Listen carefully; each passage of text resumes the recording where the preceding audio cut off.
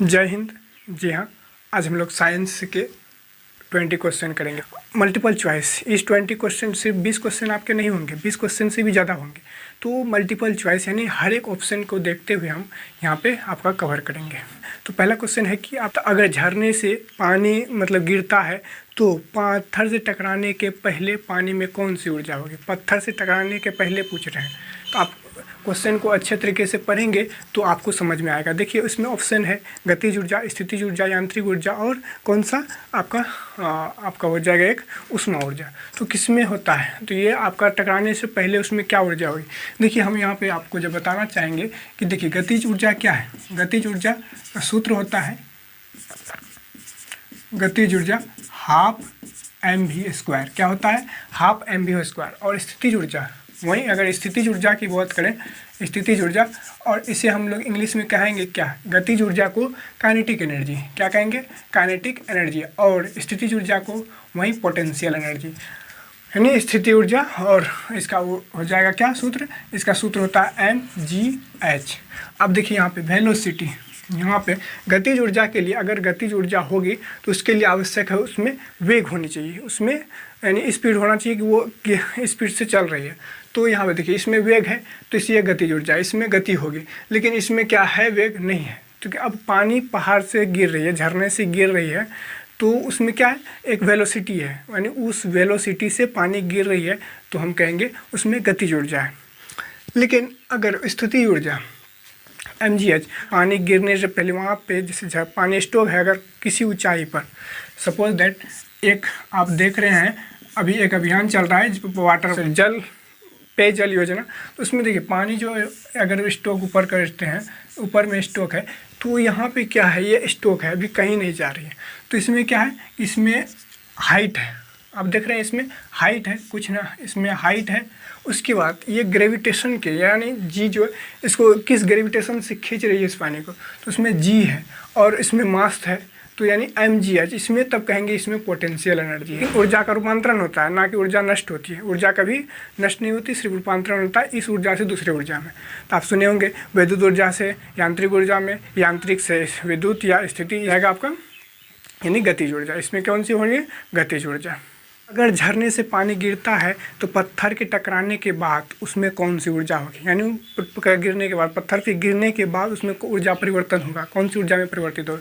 देखिए पहले क्या था, अगर जैसे हम यहाँ पे उसमें सेकंड क्वेश्चन है, तो हमने देखा था पहले ऊंचाई पर है, यानी अभी ये पानी फिक्स है, तो ये अभी स्थितिज ऊर्जा में, यानी इसमें कोई, जैसे ही पानी हमने यहाँ से गिरना चालू हुआ, पानी गिर रही तो पत्थर यहाँ पे है, पत्थर यहाँ पे इस टकराने से अभी गिर रही है, तो इसमें गतिज ऊर्जा है। अब पत्थर पे जैसे ही टकराया तो उसमें कौन सी ऊर्जा, यही पूछ रहा है, पत्थर पे टकराने के बाद। तो देखिए पत्थर पे टकराने के बाद उसमें कुछ ऊष्मा उत्पन्न होगी। क्या होगी, ऊष्मा उत्पन्न होगी। तो इन्हीं ऊष्मा को, और ऊष्मा कैसे निकालेंगे आप, ऊष्मा यानी आपको पहले भी बताएं ऊर्जा नष्ट नहीं होती। तो आप कह दो आप हाफ mv² या कह दो mgh, जिस विधि से आप निकालना चाहो। तो सबसे पहले यहाँ पे स्टॉक में था, तो स्थिति से पहले गतिज में किस ऊर्जा में परिवर्तित हुआ, स्थितिज ऊर्जा। समझिए पॉइंट को कि स्थितिज ऊर्जा में था, जैसे ही गति में पानी हम छोड़े तो वो गतिज ऊर्जा में परिवर्तित हुआ। फिर गतिज ऊर्जा जाके किस में परिवर्तित होगा, ऊष्मा ऊर्जा में। तो इसका राइट आंसर हो जाएगा आपका गतिज ऊर्जा से ऊष्मा ऊर्जा में। नेक्स्ट क्वेश्चन है, स्क्रीन पे आप देख रहे हैं कि स्टील को जंगरोधी बनाता है। बहुत स्टूडेंट क्या करते हैं, इसे जानते हुए भी गलती करते हैं, क्योंकि टीचर बताते हैं कि जैसे अगर पहला जो ऑप्शन में आ जाए वही आपका राइट आंसर होगा। आपको देखिए क्या है, आपका पहले टिप्स देख लीजिए।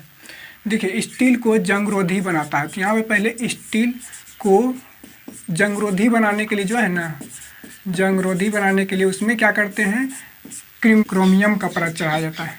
किसका, क्रोमियम का परत।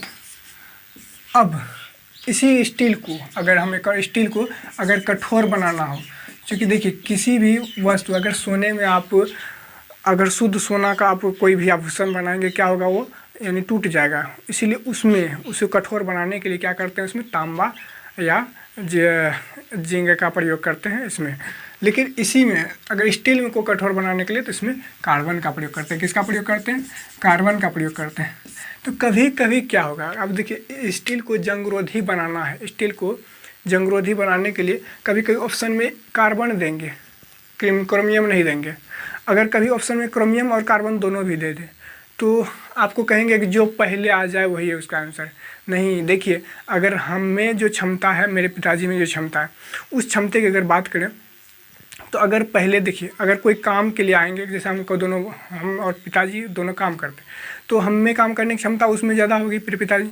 तो अगर कोई आएंगे काम खोजने के लिए, हमें काम करवाना है, तो सबसे पहले पिताजी को लेके जाएंगे, यानी पहले पिताजी बेस्ट है, उसके बाद अगर पिताजी ना रहे तो हमें लेके जाएंगे। तो वही चीज़ यहाँ पे है, अगर बेस्ट है, अगर आपको पूछ दे कि सवाल में, जैसे यहाँ पे आप देख रहे हैं स्टील को जंगरोधी बनाता है, देखिए इसमें अगर बेस्ट पूछें तो जंगरोधी बनाने के लिए क्रोमियम है, लेकिन वहाँ ऑप्शन में अगर ना रहे क्रोमियम तब हम कार्बन मारेंगे, लेकिन अगर क्रोमियम है पहले तो क्रोमियम पहले मारेंगे। अगर क्रोमियम में कार्बन के बाद भी है ना तो ऑप्शन में अगर है तो क्रोमियम मारेंगे जंगरोधी बनाने के लिए। अगर ये पूछ दे कि स्टील को कठोर कौन बनाता है, तो अगर वहाँ क्रोमियम कार्बन ये भी रहे तो आप ये नहीं सोचिएगा कि पहले क्रोमियम आया है तो क्रोमियम को मारेंगे, ऐसा नहीं। कार्बन है बेस्ट तो कार्बन मारेंगे, लेकिन ना रहे तो मारेंगे, वही चीज़ है। नहीं है तो हम काम करने के लिए हमें चुनेंगे, अगर हैं तो बेस्ट जो है उसी को चुनेंगे। आपको समझ में आ चुका है, तो इसमें कन्फ्यूज कभी नहीं होइएगा आप। इसमें प्राय कन्फ्यूज हो जाते हैं कि जंगरोधी बनाने के लिए तो बेस्ट जो है क्रोमियम है बेस्ट तो क्रोमियम, अगर कठोर बनाने के लिए कार्बन बेस्ट है तो कार्बन, नहीं है तो मारेंगे। ठीक, ये आप समझ गए। इसका राइट आंसर हो जाएगा स्टील जंगरोधी बनाता है कौन सा, देखिए इसमें क्रोमियम ऑप्शन में नहीं है तो क्या मारेंगे, कार्बन मारेंगे। नेक्स्ट क्वेश्चन स्क्रीन पे, स्टील जंगरोधी बनाता है, देखिए इसमें अब कार्बन भी है क्रोमियम भी है, आप ऑप्शन देख रहे हैं ए और सी में कार्बन भी है और क्रोमियम भी है, तो इसीलिए इसमें हम क्रोमियम मारेंगे। अगर पूछता कठोर तो कार्बन मारते ना कि क्रोमियम, इसीलिए दोनों क्वेश्चन हो गया सॉल्व। नेक्स्ट क्वेश्चन है आपका कौन सा, यानी उड्डयन काल। देखिए उड्डयन काल प्राय इस क्वेश्चन में प्राय लोग फंसते हैं, तो इसलिए आज मैं आपका क्लियर कर देता हूँ सूत्र। अरे रट तो लेते हैं सब कोई, लेकिन एग्जाम में क्या होता है कि हाइट का चल जाता है, मैक्सिमम हाइट का चलता है, मैक्सिमम रेंज में मैक्सिमम हाइट, और उड्डयन काल का चल जाता है हाइट में, तो सूत्र चूँकि सेम है इसीलिए आज आपको इस सूत्र देखने के बाद आपको दोबारा याद करने की ज़रूरत नहीं पड़ेगी। लेकिन हाँ, HRT क्या है, HRT देखिए अल्फ़ाबेट के अनुसार HRT, उसी के अनुसार इसको याद रखेंगे, H फिर उसके बाद R उसके बाद T, HRT इसको याद कर ले आप, इसी फॉर्म पे आपको सूत्र बैठा देना। तो नहीं भी समझ में तो अल्फ़ाबेट में जो पहले आए वही है, H पहले आ रहा, R उसके बाद T। तो यहाँ पे देखिए आप सब में क्या है, सब में U sin थीटा बटे G सब में है। अब ये कॉमन है कि U sin थीटा बटे G, ये सब में कॉमन है, U sin थीटा बटे G कॉमन है इसमें। अब इसको सूत्र को याद करने के देखिए HRT, तो सबसे पहले क्या होगा इसमें, देखिए सब U स्क्वायर साइन स्क्वायर 2 देख लिया। अब यहाँ से बारी बारी से पहला में स्क्वायर कर देंगे, सब पे स्क्वायर कर दिए। अब दूसरे में देखिए यहाँ पे रखेंगे, लेकिन यहाँ से नीचे गिराएंगे, लास्ट में नीचे गिरा देंगे, तो यहाँ पे नीचे गिर गया। नीचे जैसे गिरा तो क्या हुआ, यहाँ से नीचे गिराना है हमें, और यहाँ पे हमको 2 खा जाना है। क्या करना है, जैसे ये वाला नीचे गिरा तो उसके बाद नीचे वाला से हम खा गए, फिर उसके बाद इसको नीचे गिराएंगे, यहाँ पे गिराए और यहाँ पे क्या किए, यहाँ से आप जो है कि आप साइन यहाँ से 2 खा गए, यहाँ से नीचे गिराए तो यहाँ का 2 खा गए। तो ये आपका हो गया, इस तरह से आपका याद करने की ट्रिक। बस आपको इस तरह से फाउंडेशन याद रखेंगे तो ज़्यादा बेहतर रहेगा। तो इसमें आपने देखा कि तो पूछ रहा है क्या, उड्डयन काल का, यानी टी फ्लाइंग ऑफ टाइम, यानी उड्डयन काल टी होता है। तो इसका क्या हो गया 2U sin थीटा बटा G, जो राइट आंसर हो जाएगा डी। नेक्स्ट क्वेश्चन आपके स्क्रीन पे है, क्या है, अगर प्रक्षेप्य गति में प्रास का मान, अगर प्रक्षेप्य गति में, यानी ये देखिए आप यहाँ पे आप ये है आपका प्रोजेक्टाइल मोशन, तो यहाँ पे हमने आपका ये बना दिया। अगर आप प्रक्षेप्य पढ़े होंगे, प्रोजेक्टाइल मोशन पढ़े होंगे, तो इसमें आप देखिए तो ये यहाँ से ज़्यादा दूरी, जो अधिकतम दूरी तय करेंगे तो इसे हम क्या कहेंगे, रेंज कहेंगे। क्या कहेंगे, रेंज कहेंगे। और जो यहाँ पे सबसे ज़्यादा ऊंचाई, जो ऊंचाई क्रिएट होगी, इसे हम कहेंगे क्या, हाइट, मैक्सिमम हाइट कहेंगे। और जो जितना देर तक ये हवा में रहा, इन्हीं को टी कहा जाता है, यानी फ्लाइंग ऑफ टाइम कहा जाता है। तो ये आपका हो गया प्रोजेक्टाइल मोशन का। इसमें कह रहा है क्या कि प्रक्षेप्य गति जो है ना, क्या बोल रहा है, अगर प्रक्षेप्य गति में प्रास का मान जो है ना ऊंचाई के 4 गुने के बराबर है। तो यानी क्या कह रहे हैं कि रेंज जो है ऊंचाई, यानी 4 गुने बराबर, हाइट के 4 गुने, यह रेंज जो है इस हाइट का 4 गुना बराबर है। तो हमें क्या मांग रहा है, तो प्रक्षेप्य कोण यानी थीटा मांग रहा है, यानी ये जो यहाँ से जो एंगल बन रहा है उसे हमें ज्ञात करना है। तो इसी में देखते हैं, हम आर जानते हैं, पहले हम पढ़े एच आर टी क्या है, एच आर टी। तो आर का जगह क्या था, जैसे एच में था you square sine square theta बटे 2g, तो उसे लेकिन हम क्या किए, आर में क्या हो गया था कि जैसे यू स्क्वायर तो रह गया, साइन 2 नीचे गिरा दिए थे 2 थीटा और नीचे वाला 2 खा गए थे। उसी तरह इसमें भी था, क्या था, you square sine square 2 sine square theta बटे 2g था, और यहाँ 4 गुने कर देंगे। अब देखिए यहाँ पे जी से जी काट गए, 2 से 2 इस तरह से। अब देखिए यहाँ पे साइन 2 यू स्क्वायर से यू स्क्वायर काट दी, क्या बच गया, साइन 2 थीटा बराबर 2 साइन स्क्वायर थीटा। अब क्या इसको हम क्या लिख सकते हैं, 2 sine theta into cos theta, इसको लिख सकते हैं बराबर 2 साइन स्क्वायर थीटा। अब देखिए यहाँ से 2 से 2 काट दीजिए, साइन थीटा से 1 साइन थीटा काट दी, तो साइन थीटा बराबर कोस थीटा। साइन थीटा बराबर कोस थीटा कब होता है, जब हम जहाँ कहते हैं क्या, थीटा का मान 45 डिग्री हो। 45 डिग्री के मतलब साइन थीटा साइन 45 का मान और कोस 45 का मान बराबर होता है, इसमें क्या हो जाएगा 45 डिग्री, राइट आंसर हो जाएगा। नेक्स्ट क्वेश्चन है कि कोई पिंड, क्या कह रहा है, कोई पिंड 1 मीटर की ऊंचाई से गिराया जाता है तो तथा 36 सेंटीमीटर, कोई भी चीज़ को हम जैसे गिराएंगे तो वो उस उछाल से कम उछलता है, तो क्या बोल रहा है, प्रत्यास्थता गुणांक निकालने बोल रहा है। तो एक चीज़ आज आप देख लीजिए, सूत्र पे जाएंगे तो कुछ नहीं, आपको याद कैसे रहे उस चीज़ को देखना है आपको।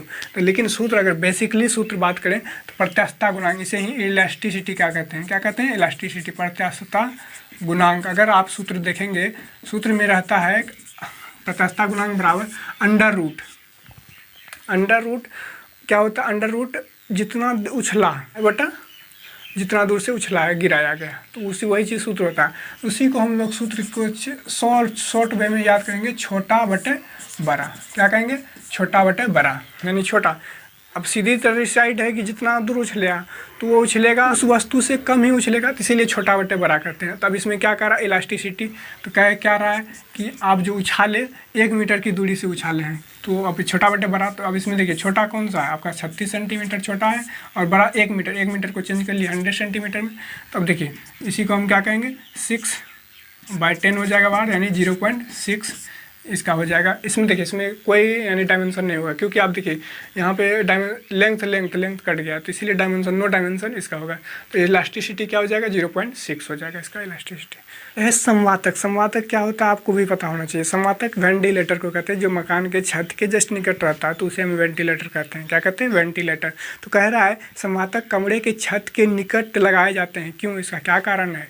तो इसका देखिए मेन रीज़न है, जैसे हम एक मकान है, संवातक यहाँ पे रहेंगे वेंटिलेटर, तो वेंटिलेटर जहाँ इसीलिए लगाए जाते हैं, देखिए क्योंकि हमें मालूम है, फिजिक्स कहता है कि गर्मी पाकर अणुओं की गतिज ऊर्जा में वृद्धि होती है। क्या होती है, वृद्धि होती है। तो क्या होगा, अगर वही वस्तु वो जो भी होगी, तो वो अगर वस्तु ठंडी होगी तो उसमें गतिज ऊर्जा नहीं होगी ज़्यादा। तो क्या होता है कि ठंडी हवाएँ विंड्स अंदर आई, अब दरवाजे खिड़की किसी से भी अंदर आते हैं, तो ये गर्मी पाकर, जैसे हम सांस लेंगे सांस छोड़ेंगे तो वो क्या होगी, गर्मी हीट होगी। तो हीट होने के बाद ये ऊपर जाती है, तो ऊपर जाते हैं और ये यहाँ से बाहर चले जाते हैं। क्या होता है, वेंटिलेटर से बाहर चले जाते हैं। ऐसा नहीं कि सिर्फ गर्म हवाएं ही बाहर जाती है, ठंडी हवाएं भी अंदर आ सकती है। यानी इस तरह से ठंडी हवाएं भी आ रही है, और गर्म हवाएं भी जा रही हैं। तो एक क्रॉस यहाँ पे हो गया, दोनों का क्रॉस हो गया, तो इसी को कहते हैं हम क्रॉस वेंटिलेशन। तो याद रखेंगे कि सिर्फ गर्म हवाएं या सिर्फ ठंडी हवाएं प्रवेश के लिए नहीं होती है। और कभी कभी कहेंगे कि नहीं, यानी रोशनी के लिए तो खिड़की भी होती है, इसलिए क्रॉस वेंटिलेशन के लिए। चलिए नेक्स्ट क्वेश्चन। यदि सल्फ्यूरिक अम्ल का अनुसूत्र H2SO4 है तथा इसका जो भास्मिकता 2 है, तो अम्ल की क्या होगा, अम्ल का तुल्यांकी भार पूछ रहा है। अम्ल का तुल्यांकी भार, एक बात आप याद कर लो, नोट कर लो कि तुल्यांकी भार जब भी पूछे ना, तो तुल्यांकी भार तो आपको सीधी तरह से याद रखना है कि जिस सूत्र का में तुल्यांकी भार निकालना, जिस चीज़ का भी हो, जैसे यहाँ पे H2SO4 का पूछा है, तो उनका हम पहले अनुभार ज्ञात करेंगे। क्या करेंगे, अनुभार ज्ञात करेंगे। अनुभार बटे एक सूत्र में आप बहुत सारे सूत्र बनाओगे, 8-9 सूत्र हो गए, तो इसको आप देख लो, कॉपी में भी नोट कर लें इसको। देखिए अनुभार पूछ रहा, ये तुलांकी भार पूछ रहा, तो अनुभार बटे आप कह दो हाइड्रोजन पर, यहाँ पे जैसे हाइड्रोजन की अम्लीय, देखिए सबसे पहले क्या होता है अम्ल की भास्मिकता और भस्म की अम्लीयता, तो उसी तरह यहाँ पे अम्ल की भास्मिकता निकाल लो, अम्ल की भास्मिकता या भस्म की अम्लीयता, तो इसमें हो गया अम्लीयता या आयन, उस पर जैसे हम कह दें हाइड्रोजन H+, इस पर क्या है एक आयन है, तो उसी को हम कहेंगे आयन, तो यहाँ पे आयन कह लो, तो आयन कि जैसे कि इसमें हम अगर H2SO4 में लिख दें H2SO4, तो आप यहाँ पे जो 2 दिया हुआ इससे भी आप निकाल सकते हैं, तो यही तो है अम्ल की, यानी यहाँ पे क्या अम्ल है तो अम्ल की भास्मिकता यही है 2 सॉरी।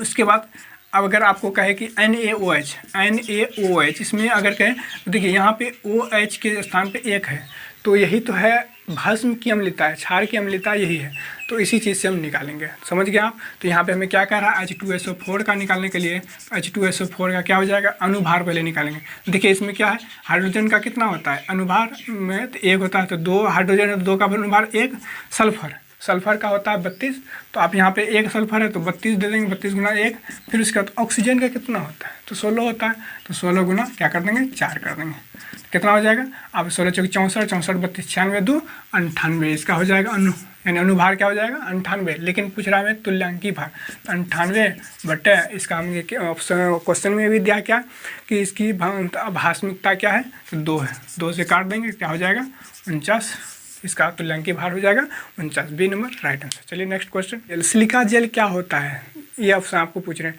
तो देखिए सिलिका जेल वह मुख्यतः ट्रांसफार्मर, आप देख रहे हैं स्क्रीन पे आप ट्रांसफार्मर है, उस ट्रांसफार्मर में सिलिका यानी सुखाने के प्रारूप में काम करते हैं। तो सिलिका यहाँ पे जैसे यहाँ पे लगा हुआ है, इसमें जो है कि द्रव्य रहता है, लिक्विड रहता है, तो वही सिलिका जेल है, तो जिस कारण से इसमें क्या होता है कि ये नमी जो आती है यानी धरती से जो जमीन नमी आती है उस नमी को क्या करती है सोख लेती है और सुखाने का काम करती है, तो जिस कारण से ट्रांसफार्मर को यानी भारी क्षति से पहुंचाता है इससे, तो क्या हो जाएगा आपका सुखाने वाला पदार्थ, क्या है सुखाने वाला पदार्थ। क्वेश्चन है क्या रासायनिक बंधन बनने पर क्या होता है, रासायनिक बंधन बनने पर देखिए हम आपको बता देते हैं रासायनिक बंधन बनने पर, जब भी रासायनिक बंधन बनेंगे तो ऊर्जा सदैव बाहर जाएगी, क्या होगी सदैव ऊर्जा बाहर जाएगी, हमेशा याद रखेंगे आप, रासायनिक बंधन अगर बनेगी तो ऊर्जा सदैव बाहर जाएगी, जैसे अगर रासायनिक बंधन टूटेगी तो ऊर्जा क्या होगी, अगर रासायनिक बंधन होगी इसी को हम कहेंगे ऊर्जा का उत्सर्जन होगा, लेकिन अगर टूटेगी तो ऊर्जा का अवशोषण होगा। तो याद करने के लिए आप समझ लें, अगर 2 मतलब जाते एक 2 व्यक्ति अगर मिल जाएंगे तो ऊर्जा हमेशा सदैव बाहर जाएंगे। शुक्राणु कहाँ बनते हैं, शुक्राणु आप प्राय देखिए, अब शुक्राणु और एक होता है अंडाशय, शुक्राणु और अंडाशय। शुक्राणु जहाँ आपको बता दें, शुक्राणु अगर बात पूछ रहा है तो शुक्राणु हमेशा क्या बनता है विरेचन में, हमेशा मतलब विरेचन में बनते हैं, शुक्राणु का जो होता है जन्म वो विरेचन से होता है, अगर अंडाशय का तो अंडकोश से, अंडाशय। शुक्राणु का स्पेशल पूछ रहा है तो शुक्राणु का कहाँ हो जाएगा आपका विरेचन। शराब पीकर वाहन चलाने के श्वसन परीक्षण में यातायात पुलिस क्या इस्तेमाल करते हैं, एक टेक्नोलॉजी है जिससे क्या करते हैं कि मतलब साइंस का प्रयोग करके जो है कि आज शराब अगर पिए हैं तो शराब पीने पर आपको जैसे आप यंत्र देख रहे हैं स्क्रीन पे, तो उस यंत्र के द्वारा आपको पुलिस फूकने कहेंगे, यानी आप मुंह में पाइप लगाएंगे और फूकने कहेंगे, तो फूकेंगे, इससे क्या होगा। देखिए इसमें क्या होता है ना कि यानी पोटेशियम, इसका राइट आंसर वैसे भी हम आपको बता दें पोटेशियम डाइक्रोमेट सल्फ्यूरिक अम्ल, क्या उसमें प्रयोग होता है पोटेशियम डाइक्रोमेट सल्फ्यूरिक अम्ल। पोटेशियम डाइक्रोमेट सल्फ्यूरिक अम्ल जो है आपका हवा के साथ, मतलब हवा के नहीं, हमने अगर अल्कोहल पिया होगा तो उसमें अल्कोहल का कुछ न कुछ मात्रा रहती है लार से, तो वो फूकने के बाद वो जैसे हवा अल्कोहल युक्त हवा जैसे उसमें प्रवेश करती है, यानी इस पोटेशियम डाइक्रोमेट सल्फ्यूरिक एसिड में डाइक्रोमेट, और क्या होता है इसमें सल्फ्यूरिक एसिड होता है, सल्फ्यूरिक एसिड। तो इसमें जैसे ही हम फूकते हैं तो वो अल्कोहल क्या करता है इसके साथ मतलब रिएक्शन करके क्या बनाते हैं वो नीला बना देते हैं। अगर आप पिए होंगे तो ये रिएक्शन होगा जिस कारण से वो जो लिक्विड होगा वो नीला हो जाएगा। तो इस तरह से आपका पता लगाया जाता है कि अल्कोहल पिया है या नहीं पिया है। देखिए यहाँ पे भी साइंस का प्रयोग करके आज शराब पीना, तो इसका राइट आंसर हो जाएगा ए, पोटेशियम डाइक्रोमेट सल्फ्यूरिक एसिड। चलिए नेक्स्ट क्वेश्चन है कि हमारे यहाँ कौन सा सांप जहरीला है। देखिए हमारे यहाँ मतलब पूरी दुनिया में अगर कहे तो 500 प्रकार के सांप पाए जाते हैं, लेकिन उसमें मात्र मुख्यतः 4 प्रकार के, कितने प्रकार के, 4 प्रकार के ही सांप जो है कि जहरीला होते हैं। लेकिन प्रायः क्या होता है कि देखिए व्यक्ति जो मरते हैं ना सबसे ज़्यादा 80% व्यक्ति जो है कि मतलब हार्ट अटैक डर के कारण मर जाते हैं, मात्र और मात्र 20% ही व्यक्ति जो है कि सांप के जहर के से ही मरते हैं। तो 80% जो है कि हार्ट अटैक यानी कोई भी कारण से डर से मर जाते हैं। तो इसीलिए जब भी काटे यह नहीं करना है कि हमें मज़े में सांप काट ले मस्ती खुशी है, ऐसा नहीं है। तो उसमें कुछ आपको डरना नहीं है, बस अपने हौसला को बढ़ाए रखना है और जाना है आपको तो डॉक्टर से ट्रीटमेंट।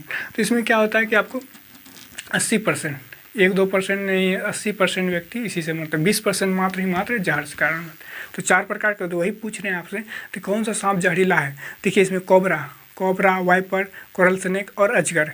इसमें कोबरा, देखिए कोबरा बहुत ही खतरनाक है। क्या है, कोबरा ही आपका जो है कि आपका खतरनाक है और इसमें जहर पाया जाता है। तो वाइपर, इस सब में वाइपर, कोरल स्नेक, अजगर, इसमें जहर नहीं पाया जाता। क्वेश्चन है आपका स्क्रीन पे, निम्नलिखित में से कौन ठोस है, निम्नलिखित में कौन ठोस है ये आपको बतानी है। देखिए मैं आपको एक चीज़ बताता हूँ। देखिए यहाँ पे आपको बताते हैं क्लोरीन, फ्लोरीन, उसके बाद आयोडीन, ब्रोमीन, यहाँ पे बीच में आप रख लीजिए ब्रोमीन, उसके बाद आयोडीन और स्टैटिन। तो इस तीनों में जो है ना आपको क्लोरीन जो है कि आपको देखिए यहाँ पे ये है ब्रोमीन, मुख्यतः 2 ही तत्व हैं जो लिक्विड फॉर्म में पाए जाते हैं, ब्रोमीन और पारा। तो क्या हो जाता है, ब्रोमीन और पारा। तो ये आपका हो जाएगा कौन सा, लिक्विड फॉर्म में। क्या हो जाएगा, लिक्विड फॉर्म में हो जाएगा, यानी द्रव, यही है। इस ब्रोमीन द्रव में पाया जाता है। इसके ऊपर जस्ट तो ये हो जाएगा किसमें, गैस में। ये दोनों आपका गैस हो जाएगा, फ्लोरीन और क्लोरीन गैस। और इसके बाद आयोडीन आपका हो जाएगा ठोस रूप में, और उसके बाद स्टैटिन भी हो जाएगा आपका ठोस रूप में। तो आपको यहाँ से पता चल गया कि क्लोरीन, फ्लोरीन, ब्रोमीन लिक्विड में, जो 2 ऊपर गैस और 2 नीचे क्या हो जाएगा आपका ठोस रूप में। तो आपको यहाँ पे सवाल पूछ रहा है क्या, निम्नलिखित में से कौन ठोस है। तो ऑप्शन में आप देखिए फ्लोरीन, क्लोरीन, ब्रोमीन और आयोडीन है। तो स्टार्टिन नहीं है, अगर आयोडीन के जगह स्टार्टिन रहें तो वे भी ठोस है। तो यहाँ पे आपका आंसर हो जाएगा यानी आयोडीन, डी नंबर राइट हो जाएगा। नेक्स्ट है पानी में हवा का बुलबुला। पानी के अंदर अगर हम कह दें पानी है, पानी के अंदर हवा का बुलबुला। देखिए एक बात बता दें, जो जिस तरह दिखता है वो उस तरह व्यवहार करता नहीं है। जो आपको दिखेंगे आपके परिवेश में अगर रहेंगे कि शांत स्वभाव का रहता है, वो उस तरह का है नहीं, बहुत ही उजागर व्यक्ति है। अगर कोई उजागर है तो वो कभी कभी शांत भी, तो वो जिस तरह दिखता है उस तरह व्यवहार नहीं करता है। ये चीज़ प्राय आप देखेंगे। तो वही चीज़ है यहाँ पे कि पानी में हवा का बुलबुला, हवा का बुलबुला भले ही देखिए गोल, हम देखिए यहाँ लेंस की बात करने वाले हैं। तो हवा का बुलबुला दिखता ही भले ही किस तरह गोल है, तो मतलब उत्तल की तरह दिखता है। किस तरह दिखता है, उत्तल की तरह, उत्तल लेंस के। लेकिन कार्य करता है किस तरह के, व्यवहार है इसका, व्यवहार जो है आपका ये अवतल लेंस की भांति व्यवहार करता है। किस लेंस की भांति व्यवहार करता है, अवतल लेंस की भांति व्यवहार करता है। लेकिन दिखता है उत्तल, व्यवहार करता है अवतल लेंस। इसमें देखिए दर्पण भी दिया है, तो आपको ऑप्शन देखना है, लेंस की तरह व्यवहार करता है, तो अवतल लेंस इसका राइट हो जाएगा। नेक्स्ट है ऑक्सीजन गैस के 0.5 मोल का आयतन क्या होगा। आज के बाद आपको मोल में इस तरह का अगर सवाल पूछेंगे तो आपको प्रॉब्लम नहीं होगा। तो क्या है देखिए, हाइड्रोजन, नाइट्रोजन, ऑक्सीजन, इस तरह से मतलब ये सब तत्व हो गए, क्या हो जाएंगे, ये तत्व हैं। अब देखिए अगर आपसे पूछ दें, जैसे यहाँ पे आपको पूछ ले हम H2SO4 लिख दें, या यहाँ पे देखिए अब बकरी लिख दें, गाय लिख दे, भैंस लिख दे, कुछ भी लिख दे। तो अब क्या इसमें देखिए ये सभी जो है कि 1 मोल किसके बराबर है, 1 मोल के बराबर है, 1 मोल के बराबर है। और 1 मोल बराबर आपको मालूम होना चाहिए, 1 मोल बराबर 22.4 लीटर, यानी इसका आयतन। तो ये भी यहाँ पे 1 मोल है, ये भी 1 मोल है। बकरी गाय जो कुछ भी कह लें आप, 1 मोल है। क्या है, 1 मोल है। बकरी गाय कुत्ता बिल्ला जो भी है सब चीज़ 1 मोल के बराबर है। आज से आपको इसमें कन्फ्यूजन नहीं होगा, कुछ भी दे दे 1 मोल है, तो अब क्या पूछ रहा है, तो 1 मोल बराबर कितना होता है, ये चीज़ आपको याद रखना है। 1 मोल बराबर 22.4 लीटर। तो यहाँ पूछ रहा है क्या, 0.5 यानी आधा। 0.5 क्या कर देंगे, 11.2 लीटर। तो क्या हो जाएगा राइट आंसर, 11.0 यानी 2 लीटर हो जाएगा इसका। तो आपको इसमें कभी कन्फ्यूजन नहीं होना चाहिए। 1 मोल कह दे, बकरी कह दे, बकरी 1 मोल आयतन बराबर कितना है तो आप बता देंगे। अगर कह दे आधे बकरी का तो निकाल देंगे आप, हो गया। नाइट्रोजन गैस के 6 मोल का आयतन, बस बकरियों का 6 मोल का आयतन अगर पूछ देता, गायों का 6 मोल का आयतन पूछ देता, तो हम क्या करते, 1 मोल बराबर इतना है तो कुछ नहीं देखना, इधर कुछ भी रहे, नाइट्रोजन रहे, हाइड्रोजन रहे, बकरी गाय कुत्ता बिल्ला जो भी रहे, हमको उससे फ़र्क नहीं पड़ता। हमें यहाँ फ़र्क पड़ता है 1 मोल बराबर 22.4 लीटर, तो 6 मोल बराबर कितना हो जाएगा भैया, 6 से गुना कर देंगे, 4 चौदह 12, 134.4 यानी इसका हो जाएगा राइट आंसर 134.4 लीटर। निम्नलिखित में से कौन सा ईंधन न्यूनतम पर्यावरण प्रदूषक है, न्यूनतम पर्यावरण प्रदूषण उत्पन्न करता है। देखिए अगर आप यहाँ पूछ रहा है कि कौन सा पर्यावरण उत्पन्न करता है, लेकिन प्रयोग के आधार पे पूछ रहा है, प्रयोग करेंगे तभी तो पता चलेगा। लेकिन अगर पूछ लिया जाए कि कौन सा पर्यावरण सबसे मतलब प्रदूषक है ही नहीं, तो देखिए हाइड्रोजन जो है ना आपका न्यूनतम पर्यावरण प्रदूषक है। लेकिन प्रयोग के आधार पे अगर पूछ दे तो आपको यहाँ पे CNG मारना है, क्या हो जाएगा, संपीड़ित प्राकृतिक गैस, यानी तो ये आज आपका D नंबर राइट आंसर हो जाएगा। लेकिन अगर पूछ दे कि सबसे कम प्रदूषण कौन करता है, तो हाइड्रोजन। तो आज का यहाँ पे हम लोग सेशन समाप्त करते हैं। 20 क्वेश्चन हम लोग ने साइंस का, बहुत ही इंपॉर्टेंट क्वेश्चन है, इसे आप कवर अवश्य कर लें। चलिए नेक्स्ट सेशन में हम लोग मिलेंगे। अगर आपको वीडियो पसंद आए तो लाइक अवश्य कर दें। धन्यवाद।